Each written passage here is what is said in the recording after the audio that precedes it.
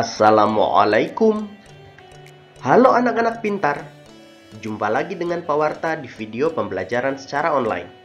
Jangan lupa subscribe, like, share, dan komen videonya ya. Terima kasih.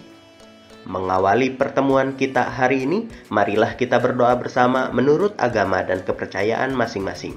Berdoa dipersilahkan.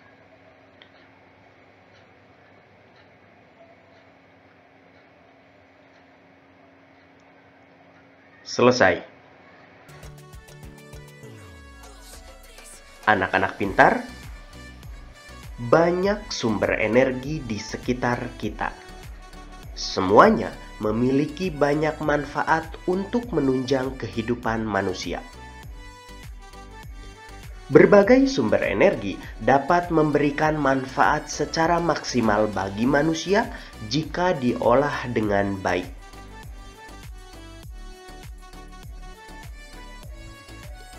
Contoh pemanfaatan sumber daya energi bagi manusia adalah penggunaan gas LPG.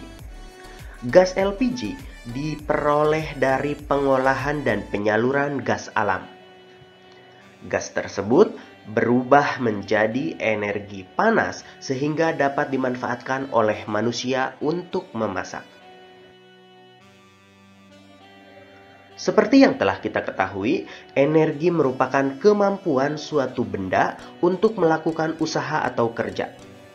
Nah, tahukah kalian anak-anak pintar, kalau energi dapat berubah bentuk menjadi energi lainnya? Contohnya sebagai berikut. Pada saat bermain layang-layang, sumber energi yang digunakan adalah angin. Kemudian perubahan energi yang terjadi di sini adalah energi angin berubah menjadi energi gerak. Pada peristiwa menyetrika pakaian, sumber energi yang digunakan berupa listrik. Perubahan energi yang terjadi adalah energi listrik menjadi energi panas. Nah, gambar apakah ini anak-anak pintar? Ya, betul sekali. Membakar sate. Sumber energi yang digunakan pada saat membakar sate adalah energi panas. Perubahan energi yang terjadi yaitu energi panas menjadi energi kimia. Lalu, bagaimana dengan kegiatan berikut ini? Pada peristiwa pembuatan garam, para petani menggunakan sumber energi berupa matahari. Di sini terjadi perubahan energi panas menjadi energi kimia.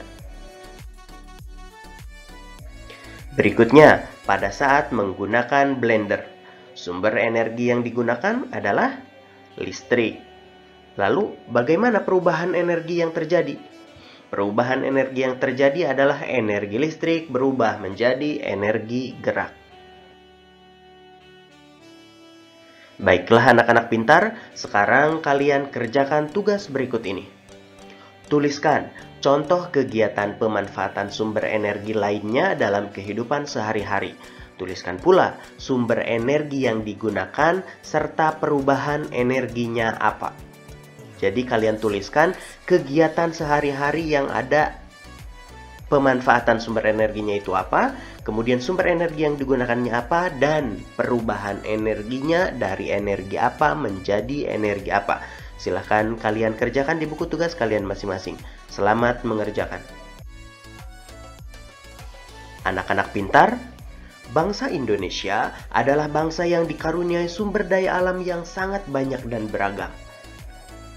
Sumber daya alam Indonesia tersebar dari Sabang sampai Merauke. Setiap daerah memiliki kekhasan sumber daya alamnya masing-masing.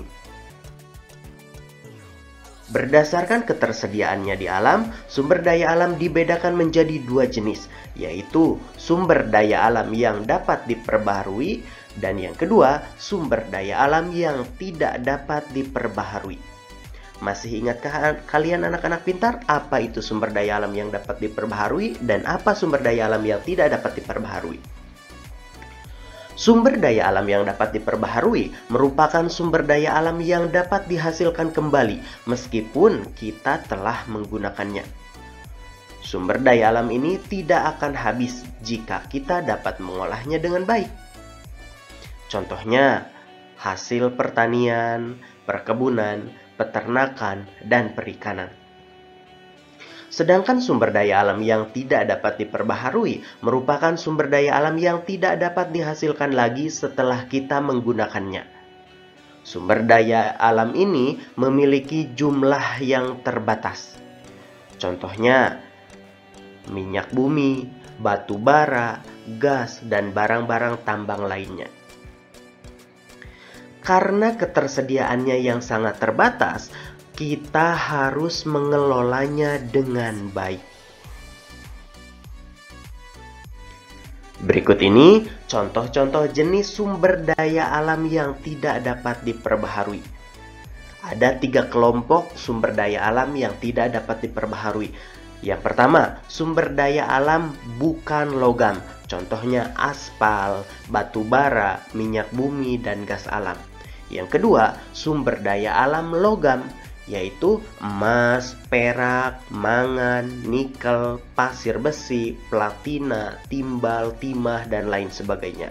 Yang ketiga, sumber daya alam industri, yaitu berlian, belerang, fosfat, gamping, batu kapur, yodium, asbes, dan gipsum. Anak-anak pintar, negara kita dikenal sebagai penghasil barang-barang tambang. Minyak bumi, gas alam, tembaga, dan emas merupakan sebagian dari hasil kekayaan alam kita. Setelah diolah, barang-barang tambang tersebut dimanfaatkan untuk membiayai pembangunan. Namun demikian, hasil tambang tidaklah merata persebarannya, baik jumlah maupun jenisnya. Ini adalah peta persebaran hasil tambang di Indonesia, dari mulai Aceh hingga Papua. Setiap daerah di Indonesia memiliki hasil tambang yang berbeda-beda. Ada daerah yang menghasilkan aluminium, asbes, aspal, emas, fosfat, gas alam, grafit, granit, intan, hingga timah. Sama halnya dengan hasil tambang, sumber daya alam yang dapat diperbarui juga memiliki persebarannya masing-masing, baik itu hewan maupun tumbuhan. Indonesia memiliki berbagai jenis tumbuhan yang tersebar di setiap daerah.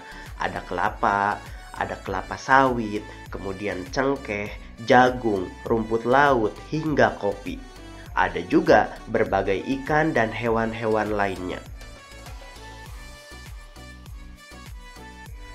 Anak-anak pintar, berdasarkan jenis bendanya, sumber daya alam dibagi menjadi 2, yaitu sumber daya alam hayati dan sumber daya alam non-hayati. Sumber daya alam hayati berupa makhluk hidup, seperti hewan dan tumbuhan. Sebaliknya, sumber daya alam non-hayati adalah sumber daya alam yang bukan berupa makhluk hidup. Contohnya, bahan tambang baik logam maupun non-logam. Di sini kalian bisa membedakannya, yaitu hayati dan non-hayati. Hayati itu artinya hidup dan non-hayati itu tidak hidup, artinya benda tidak hidup. Sumber daya alam yang kita miliki, baik hayati maupun non-hayati, menjadi modal utama pembangunan. Selain dari pajak, modal utama pembangunan juga berasal dari penjualan sumber daya alam. Misalnya, bahan-bahan tambang dan hasil pertanian yang dijual atau diekspor ke negara lain. Dari situlah kita mendapatkan uang untuk membiayai pembangunan. Banyak sekali sumber daya alam yang dimanfaatkan untuk kegiatan ekonomi. Beberapa yang dimanfaatkan untuk kegiatan ekonomi, misalnya hasil pertanian, perkebunan, perikanan, peternakan, dan pertambangan. Salah satu sumber daya alam yang kita miliki berupa kelapa sawit. Kelapa sawit dapat dimanfaatkan untuk membuat minyak goreng, margarin, dan bahan baku sabun. Pemanfaatan kelapa sawit menjadi beberapa produk tersebut merupakan usaha pemanfaatan sumber daya alam untuk kegiatan ekonomi. Masih banyak contoh lain tentang pemanfaatan sumber daya alam dalam kegiatan ekonomi. Sekarang, kalian kerjakan tugas berikut ini. Tuliskan contoh hasil sumber daya alam yang dapat diperbaharui dan yang tidak dapat diperbaharui. Untuk sumber daya alam yang dapat diperbaharui, silakan kalian tuliskan dari mulai hasil pertanian itu apa saja, hasil perkebunan, kemudian hasil perikanan, dan hasil hutan, serta hasil peternakan itu apa saja. Lalu, untuk sumber daya alam yang tidak dapat diperbaharui, silahkan kalian tuliskan bahan tambang yang organik, kemudian bahan tambang logam, dan bahan tambang untuk industri. Maksud dari bahan tambang organik adalah bahan tambang yang berasal dari tumbuhan atau makhluk hidup kecil yang terpendam selama jutaan tahun lamanya. Dalam kata lain, kita biasa menyebutnya sebagai bahan tambang fosil. Silahkan kalian kerjakan pada buku tugas kalian masing-masing. Selamat mengerjakan. Untuk lebih memahami mengenai pemanfaatan sumber daya alam baik hayati maupun non-hayati dalam kegiatan ekonomi di daerah tempat tinggal kita, lakukanlah wawancara kepada narasumber di sekitar tempat tinggal kalian. Kalian dapat bertanya kepada orang tua atau kepada orang lain yang ada di sekitar tempat tinggal kalian.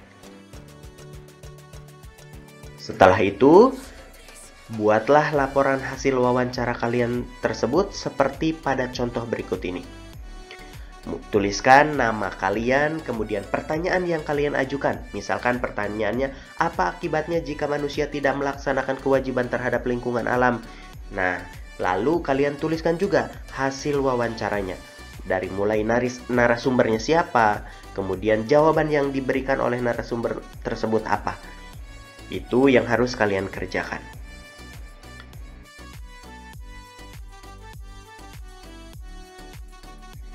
Nah, anak-anak pintar, demikianlah materi pelajaran yang bisa Pawarta sampaikan pada hari ini.